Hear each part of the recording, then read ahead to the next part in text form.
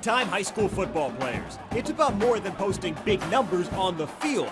Today, it's about what you post online that can make or break your career.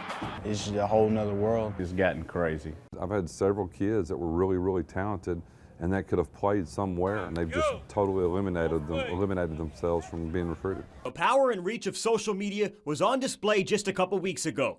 North Little Rock wide receiver KJ Hill decommitted from Arkansas. He announced the news on Twitter.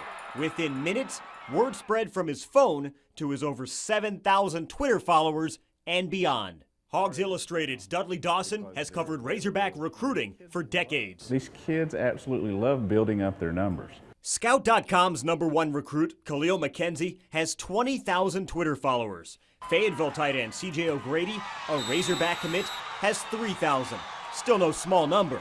Kind of like a young celebrity, I guess. But there are potential pitfalls to the power of reaching so many so quickly. It kind of puts pressure on you because, like, you got to really watch what you say.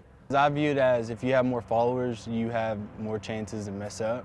Conway quarterback Braylon Smith, a junior, is just scratching the surface of what's to come. I guess that's one of the good parts that comes with being recruited and having Twitter. You know, you get a lot of people behind you and a lot of support. But quickly, Smith too is discovering what can happen when you hit send. You really got to watch what you got to put and what you retweet and favorite, because a lot of people can see it, and one tweet can do a lot of damage on your career.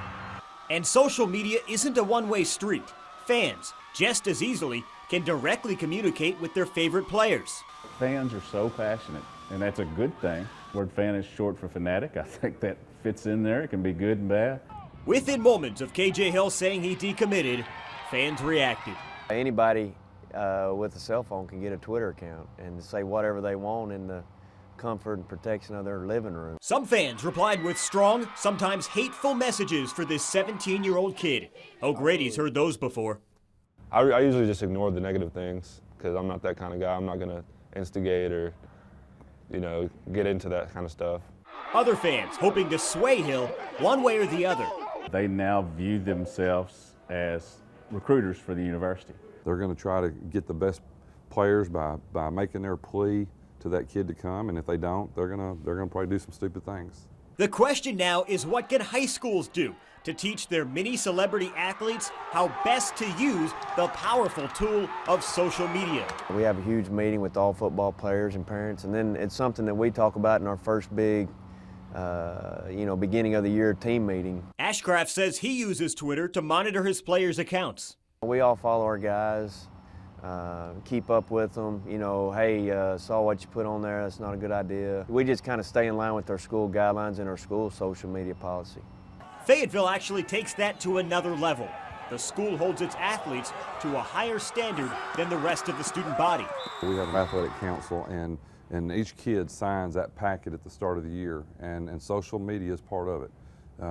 You're responsible for whatever you send out, and then you'll have to go in front of the athletic council, and you could be suspended up to 365 days. Bottom line, the easiest way to avoid any trouble and the easiest message to spread, think. If you're about to post something and you're wondering, or just if you're hesitant at all thinking, should I do this? The answer is you shouldn't.